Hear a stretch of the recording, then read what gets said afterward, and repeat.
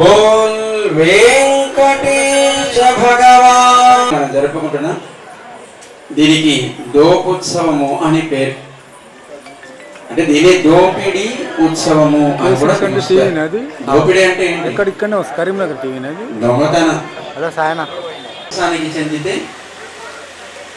తిరుమలశై ఆళ్వార్లని మహనీయులు వారు మేదర కులానికి చెందిన వాళ్ళు మేదర కులం అంటే బుట్టలల్లేవారు వీరు మ్లేచ్ఛ కులానికి చెందిన ఈ కులం ఆ కులం అని ఉండదయ్యా అందరూ తనవారి అని చెప్పడం కోసం స్పష్టం చేయడం కోసం ఒక్కొక్కరు ఒక్కొక్క రూపాన్ని వారు ధరించారు తిరుమంగై ఆళ్వార్లుగా లోకంలో అవతరించారు అని భావిస్తారు వీరు మంచి బలం కలిగిన వారు ఎవరినైనా ఎదిరించగలిగే సాహసం ధైర్యం కలిగిన వారు వీరి పరాక్రమానికి చూసి ఆశ్చర్యపడి ఆ ప్రాంతాన్ని ఏలే రాజుగారు ఈయనకు కొంత ప్రాంతాన్ని ఇచ్చి ఈయనని సామంతరాజుగా ప్రకటించి అయ్యా చక్కగా ఆ ప్రాంతాన్ని పరిపాలించమని రాజుగారు ఆయనకి ఆ రకంగా ఒక గౌరవాన్ని కలిగించారు.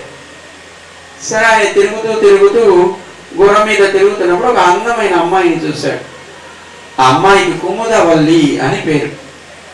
సరే చేసుకుందాం, పెళ్ళి ఎట్లాగూ చేసుకోవాలి కదా, ఇంతకంటే అందమైన స్త్రీ ఎవరు కనిపిస్తారు కనుక అమ్మాయిని చేసుకోవాలనుకున్నాడు. వాళ్ళ నాన్నగారి దగ్గరికి వెళ్ళి అడిగాడు, మీ అమ్మాయిని నేను వివాహం చేసుకోవాలనుకుంటున్నా అంటే మరి నేనేమో బలవంతుడు, ఎవడికి లొంగనివాడు కాదు, లొంగేవాడు కాదు. మరి ఏమంటే ఏమవుతుందో, మా అమ్మాయి ఒప్పుకుంటే తప్పకుండా వివాహం చేస్తానన్నాడు. ఆ అమ్మాయి మీద బాధ్యత పెట్టాడు. వెళ్ళి వాళ్ళ అమ్మాయిని అడిగాడు, ఎవరిని చేసుకోవాలనుకున్నాడు వివాహం, తనని అడిగాడు. తనంది, ఎవరైతే ఆచార్యుల చేత శంఖచక్రాలను ధరిస్తారో, పంచ సంస్కారాన్ని పొందుతారో వారిని నేను వివాహం చేసుకుంటాను, వాళ్ళని వైష్ణవులు అని పిలుస్తాను. వైష్ణవులు అంటే ఎవరు? ఊళ్ళో పూజ చేసేవి కదా అని అనుకుంటాం. కాదు, వైష్ణవులంటే విష్ణు భక్తులు ఎవరై ఉంటారో వాళ్ళు వైష్ణవులు. వైష్ణవులంటే ఎవరు అంతటా భగవంతుణ్ణి ఉంటాడని విశ్వసించి అందరి విషయంలోనూ అన్ని జీవరాశుల విషయంలోనూ దయ కలిగి ఉంటారో వాళ్ళని వైష్ణవులు అని పిలుస్తారు. అందుకే భగవద్గీతలో కృష్ణుడు దాన్ని స్పష్టం చేశాడు. కర్మణా జాయతే బ్రాహ్మణ, జన్మనా జాయతే బ్రాహ్మణ, కానీ వాడు కర్మ చేయకపోతే వాడు శూద్రుడితో సమానం. బ్రాహ్మణుడు ఏ కర్మ చేయాలో ఆ కర్మ చేస్తేనే వాడు బ్రాహ్మణుడు అవుతాడు, లేకపోతే వాడు శూద్రుడితో సమానం. శూద్రుడు ఒకవేళ బ్రాహ్మణుడి నియమం కలిగి చక్కగా వాడు కూడా చక్కగా భగవంతుడి సేవలో ఉంటే వాడు బ్రాహ్మణుడితో సమానంగా ఆదరింపబడతారు అని మనకి ఆళ్వార్ల చరిత్ర చదివితే తెలుస్తుంది. కనుక జన్మ చేత ఎవడు గొప్పవాడు కాదు, చేసే కర్మ చేత వాడు లోకంలో ఆదరింపబడతాడు, గౌరవింపబడతాడు, ప్రేమింపబడతాడు. అలాంటి వైష్ణవత్వాన్ని నువ్వు పొందితే నేను నిన్ను వివాహం చేసుకుంటాను చెప్పింది ఆ అమ్మాయి. ఓ సింతే కదా అన్నాడు. వెళ్ళాడు, ఆ ఊళ్ళో గుళ్ళో ఉండే గురుగారిని పట్టుకున్నాడు. అయ్యా నాకు కూడా శంఖచక్రాలు ముద్రలు వేసి వివాహం చేసుకోవాలనుకున్నాడు. చాలామంది ఇప్పుడు గురువుగారుల దగ్గరికి వచ్చి అయ్యా మాకు కూడా సంస్కారం చేసేయండి అంటూ ఉంటారు. కారణం ఏంటి? సమాజంలో మేము కూడా పంచ సంస్కారాన్ని పొందాము అని చెప్పుకోవడం కోసం. అది మనమేదో పొందామని చేసుకోవడం కోసం కాదు, భగవంతుడికి నేను చెందిన వాడిననే భావన నిరంతరము మనస్సులో అది సాగుతూ ఉండేట్టుగా ఆచరణ కలిగి ఉండడం కోసం నేను భగవంతునికి చెందిన వాడినని తనను తాను గుర్తించడం కోసం సంస్కారాన్ని చేసుకోవాలి. కానీ మన వాళ్ళు ఏంటి, అబ్బా వాడు చూడ్డానికి వీడు చూడడానికి, అబ్బా ఈయన కూడా గురువు గారి దగ్గరికి వెళ్ళాడు, ఈయన కూడా శంఖచక్రాలు వేసుకున్నాడు అని గుర్తించడానికి అనుకున్నట్టుగా వీళ్ళంతా వెళతారు, వేసుకుంటారు. వేసుకున్న నాటి నుంచి మళ్ళీ ఏం తినాలో అవి తింటూనే ఉంటారు. కానీ ఏది ఎలా ఉండాలో పంచ సంస్కారం పొందిన వాళ్ళకు కొన్ని నియమాలు ఉన్నాయి. మరి ఆ నియమాలు పాటిస్తారా?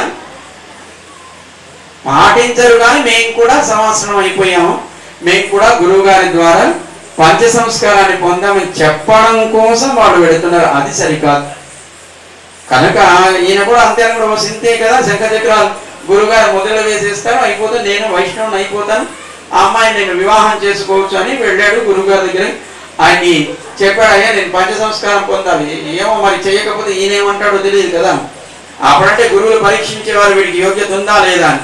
కానీ ఆయన పోయి అడిగితే పరీక్షించే యోగ్యత ఉందా లేదా అంటే నువ్వు పెద్ద గురువువా, వేయమన్నాను కదా వేసేయి అంటాడేమో భయపడి సరే అని పంచ సంస్కారం చేశాడు. చేసిన తర్వాత వచ్చాడు, ఇంకేముంది నేను వైష్ణవుని అయిపోయాను అంటే కాదయ్యా, ఇంకొక నియమం ఉంది, ఏంటో చెప్పమన్నాడు. 1 సంవత్సర కాలం పాటు ప్రతిరోజు 1000 మందికి వైష్ణవులైన వారికి తల్లి ఆరాధన చెయ్యాలి. అంటే చక్కగా ఉదయం సాయంకాలం వాడికి భోజనము, వస్త్రము, చందనము, తాంబూలము ఇవన్నీ ఇచ్చి వాడికి మంచి భోజనం పెట్టాలి.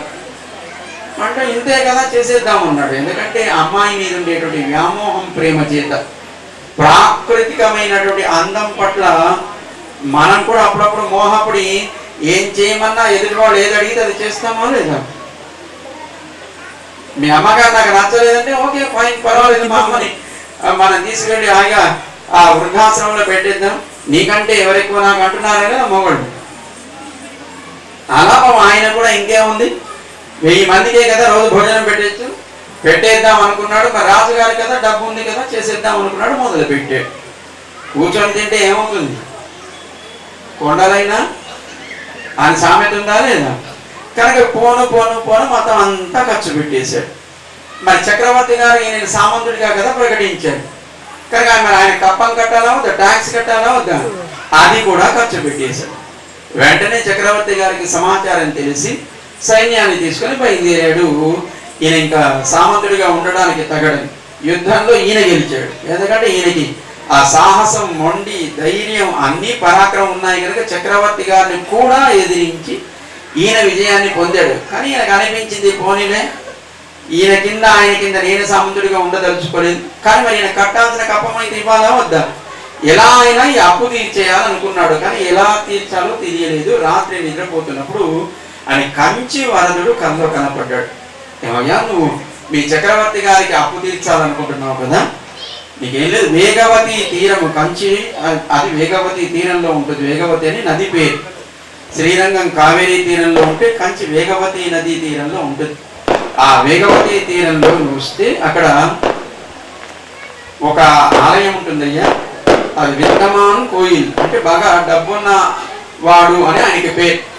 అక్కడికి వచ్చి ఉదయపు సూర్య ఉదయం అవుతున్నప్పుడు ఆ గోపురపు నీడ ఎక్కడికి వెళ్ళి ఆగుతుందో అక్కడ నువ్వు తవ్వితే ఆ వేగవతి నదీ తీరంలో నీకు మంచి ధనం దొరుకుతుంది, నిధి దొరుకుతుంది. దాంతో నువ్వు మీ రాజుగారికి దాన్ని ఇచ్చేయవచ్చు. వెంటనే బయలుదేరాడు గుర్రం మీద. తెల్లవారుతూ ఉండగానే ఆ గోపురపు నీడ ఎక్కడ దాకా వెళ్ళిందో అక్కడికి వెళ్ళాడు. అక్కడ నదీ తీరంలో తవ్వితే ఆయన కళలో స్వామి చెప్పినట్టుగానే బాగా బంగారు నిధి ఒకటి దొరికింది. దాన్ని రాజుగారికి ఇచ్చారు.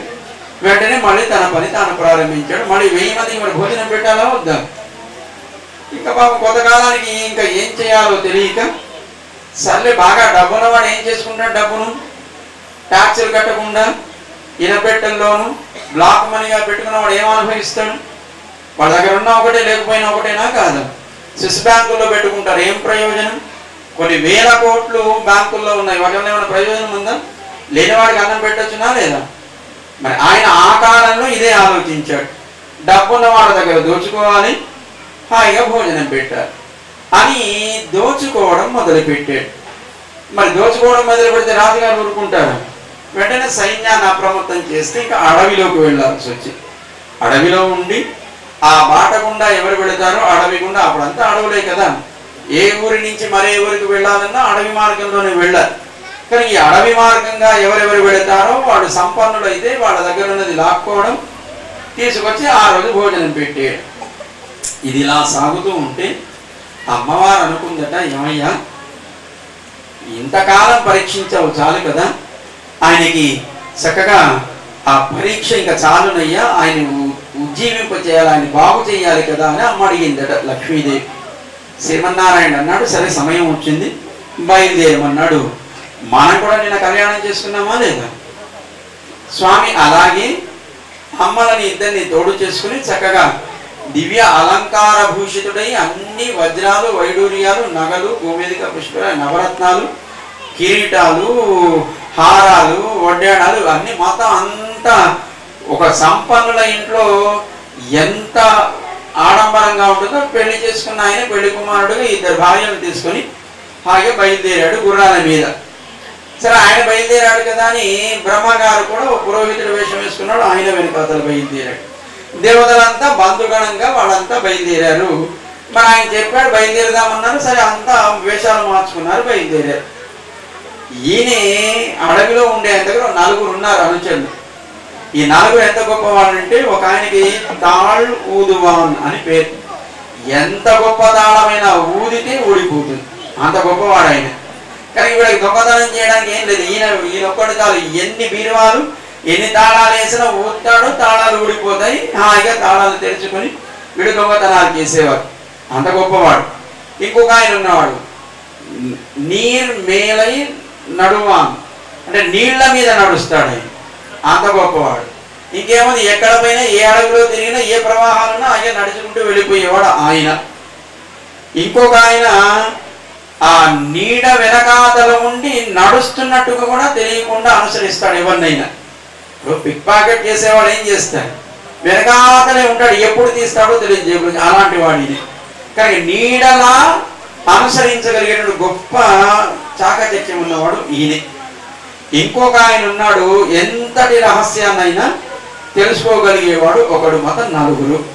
ఈ 4 మరి కొంతమందితో ఆయన అడవిలో ఈ రకంగా తాను దొంగతనాలు చేస్తూ తది ఆరాధన చేస్తున్నటువంటి సందర్భంలో ఒకనాడు పాపం ఎవరూ రాలేదు. ఇంకా ఆ అడవిలోకి వెళితే దోచుకుంటున్నారని తెలిస్తే మనం ఆ మార్గంలో పోతామా? ఇంకా చాలా మంది ఆ మార్గంలో పోవడం మానేశారు. ఒక రోజు వచ్చేటప్పటికి అసలు ఎవడు కనపడకుండా పోయాడు. ఆ రోజు తదయారాధన కోసం వాళ్ళంతా వచ్చి కూర్చున్నారు భోజనం కోసం. వాడికి భోజనం పెట్టకపోతే నియమభంగం అవుతుంది. నియమభంగం అయితే ఆమె మనబడి వివాహం చేసుకోదు. ఇప్పుడు ఏం చేయాలి? వెంటనే ఒక ప్రతిజ్ఞ చేశాడు. కింద భూమి మీద ఒక కత్తిని పాతాడు, చెట్టెక్కాడు. ఈ పూట కనుక నాకు ఎవరైనా లభించకపోతే, ధనం లభించకపోతే, వాళ్ళకి తదయారాధన చేయకపోతే ఆ చెట్టు మించి కత్తి మీద దూకి ప్రాణాలు వదిలేస్తానని ప్రతిజ్ఞ చేశాడు. చెట్టుకి కూర్చున్నాడు. వెంటనే అమ్మవారయ్యా అయ్యా ఈయన దూకినా దూకుతాడు, మొండివాడు కదా, ఏదైనా చెయ్యమని స్వామిని అడిగితే అప్పుడు బయలుదేరాడు. ఈయన పెళ్లి కుమారుడుగా, అమ్మల్ని పెళ్లి కుమార్తెలుగా వేషాన్ని వేసి, ఆ బ్రహ్మగారిని పురోహితుడిగా చేసి అంతా బయలుదేరారు. మంచి మేళతాళాలు, వెనకాతల దేవతలంతా వేషాలు మార్చుకున్నారు. అంతా చక్కటి వజ్రవైడూర్యాలతో కూడినటువంటి నగలు, కిరీటాలు, రకరకాల సంపదలు. అసలు వాళ్ళకి సంపదకు లోటు ఏముంది కనుక బయలుదేరారు. వెంటనే ఓ అనుచరుడు చూశాడు, ఓ రహస్యాలు తెలుసుకోగలిగిన వాడు వెళ్ళాడు. గురుగారు మీకేం బెంగలేదు, ఈ ఒక్క దొంగతనంతో మాత్రం అసలు మన జీవితాలే మారిపోతాయి. 365 రోజులు కాదు, మరో 365 రోజులైనా మన హాయిగా అందరికి భోజనం పెట్టేయచ్చు. రోజుకు 1000 మంది కాదు, 10,000 మందికైనా భోజనం పెట్టేసి అంత డబ్బున్న వాళ్ళు వస్తున్నారు. వెంటనే మనం సిద్ధమవుదాము అని సిద్ధపడ్డారు. ఆ పెళ్లి బృందం దగ్గరికి రాగానే ఒక్కసారి వాళ్ళ మీదకి పరిగెత్తి మొత్తం అందరినీ భయపెట్టి, మరి వీళ్ళంతా భయపడ్డట్టుగా నటిస్తున్నారు. నటించడంలో ఆయన కంటే గొప్పవాడు మరొకడు ఉండరు. ఆయనకి మన ఏమో అన్నారు కదా, బుకాయించడంలోనూ నటించడంలో ఆయన మించిన వాడు ఎవడన్నా ఉన్నాడా? కానీ అబ్బో ఇంకేముంది, అయ్యో ప్రాణాలు పోతాయేమో.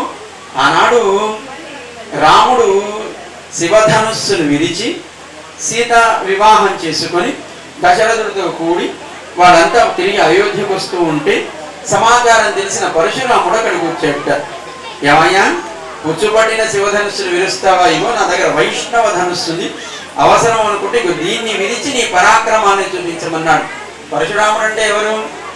21 మారు క్షత్రియులని తలలు నరికి భూమండలం పైన క్షత్రుడైన వాడు తల ఎత్తకుండా చేసినవాడు. మరి దశరథుడు ఎవరు? దశరథుడు కూడా క్షత్రియుడైనా కాదు, రాముడు కూడా క్షత్రియుడైనా కాదు. దశరథుడు గజగజ వణికిపోతున్నాడు. అయ్యో ఈ పరశురాముడు ఎందుకు వచ్చాడు? అయ్యా శుభమాని పెళ్లి చేసుకుని అయోధ్యకు వెళుతుంటే ఈయనొచ్చి ఇప్పుడు ఇలా అడ్డుపడ్డాడు, ఏం చేస్తాడో ఏమో, ఈయన అసలే ఆ ముక్కోపి ఏం చేస్తాడో అని భయపడుతూ ఉన్నట్టుగా మనవాడు కూడా భయాన్ని నటిస్తున్నాడు. అమ్మో ఇంకేముంది, దొంగతలు ఈ దొంగలంతా మీద పడ్డారు, ఇంకేం చేస్తారో, ప్రాణాలు తీస్తారో అన్నట్టుగా.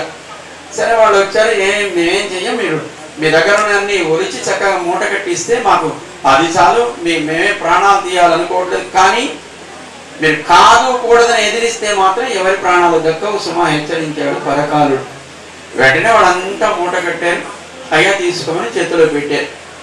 ఆ స్వామి కాలికి ఒక వజ్రపు ఉంగరం ఉంది. ఆ ఒక్కటి తీసినా చాలు, నెల రోజులు హాయిగా తదయారాధన అయిపోతుంది అనుకున్నాడు. పరకాడు ఏమయ్యా ఆ పెడుకుమారుడు ఆ కాలికి ఆ ఉంగరం ఉంది కదా, అది కూడా తీయండి అన్నారు. వాడు ప్రయత్నం చేస్తే రాలేదు. రాకపోతే ఈయనే నేను తీస్తానని లాగాడు, అన్ని రకాలుగా ప్రయత్నం చేశాడు, ఆ ఉంగరం రాలేదు. సరే అడిగాడు, ఆ పక్కన ఉన్నటువంటి ఓ బ్రహ్మగారు పురోహితుడి వేషంలో ఉన్నాడా లేదా? ఏమైనా వేణ పురోహితుడు కదా, వేణ మంత్రం వేసా రాకుండా అంటే నేనే మంత్రం వేస్తాను. ఆ మంత్రాలు వేసేవాడు, మంత్రాలకు అతీతుడైన వాడు, ఆ పెళ్లి కుమారుడు ఏ మంత్రం వేసినా ఆయనే వేస్తాడు, నా వల్ల కూడా కాదయ్యా చెప్పాడు బ్రహ్మగారు.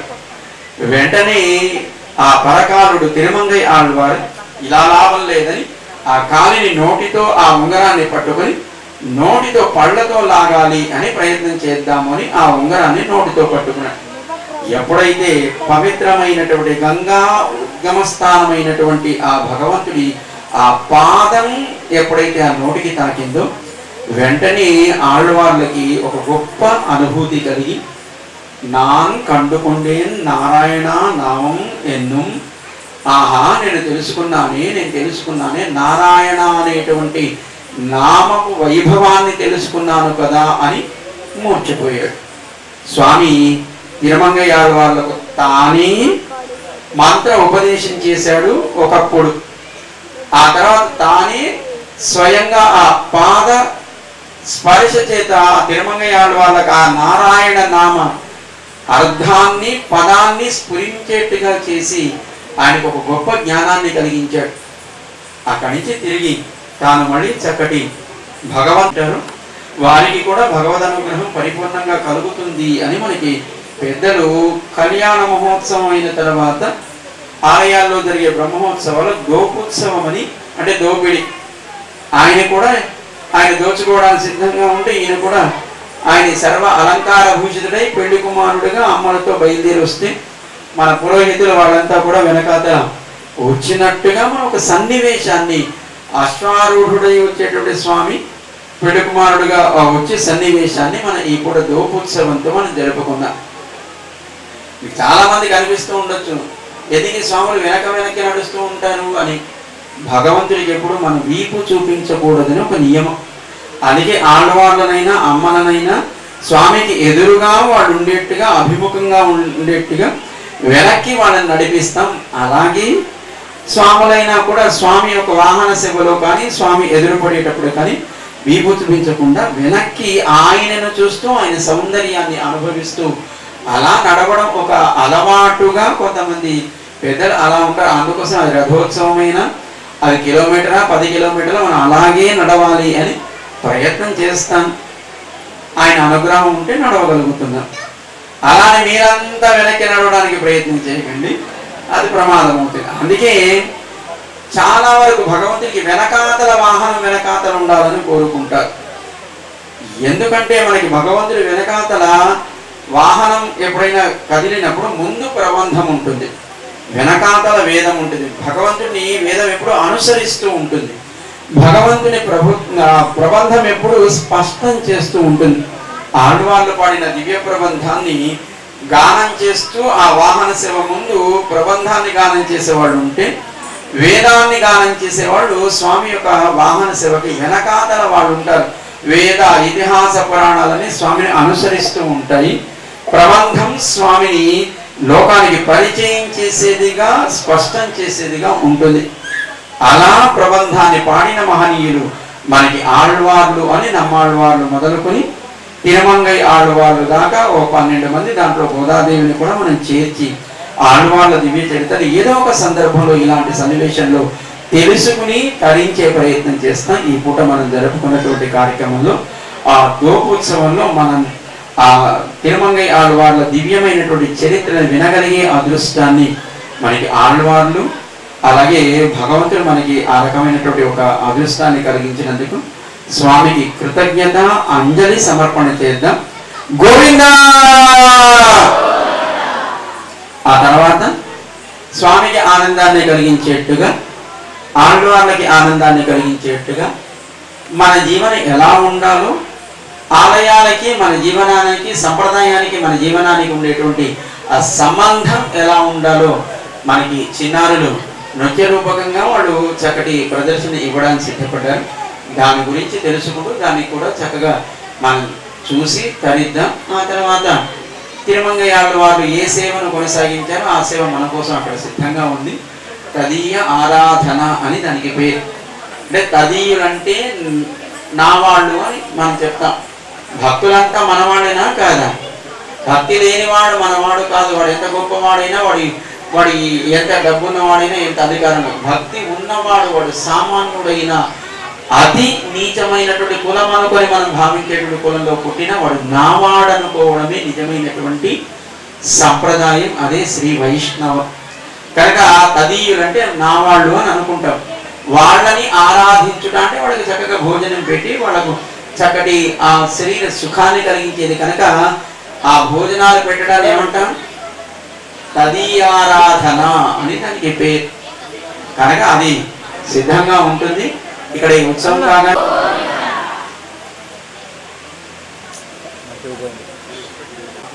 ఒక్కొక్క రీతిగా చేసుకున్నాం.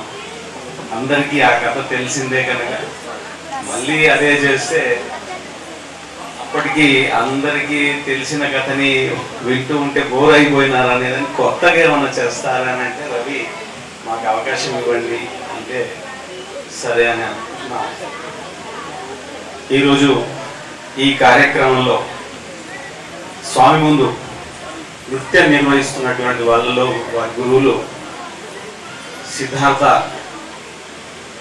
సమయానికి 6 సంవత్సరాల పిల్ల. దాన్ని నేను ఎత్తుకొని అది పాటలు నేర్చుకుంటున్నప్పుడు రామాచారి గారి దగ్గర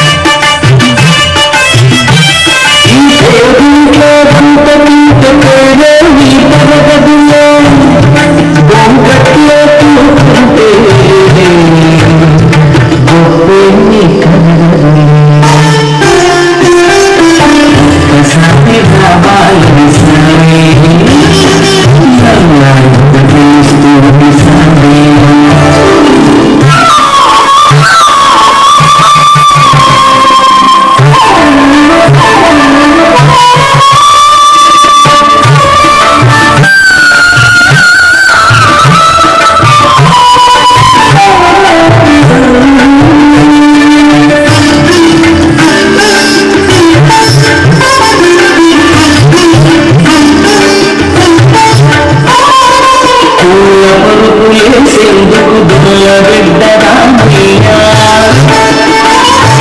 గాలి నీకు విసిరెందుకు చెలికత్తెలు లేవయ్యా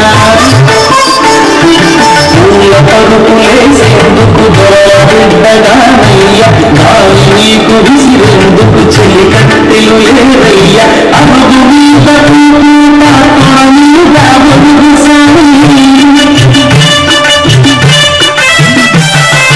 అరుగు మీద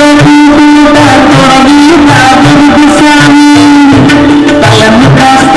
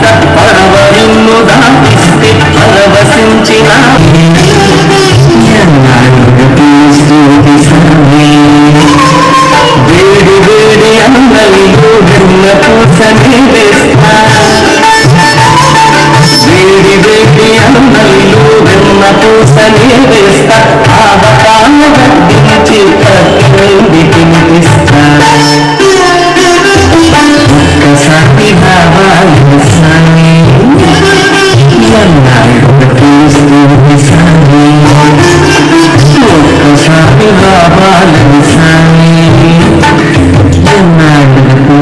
సామి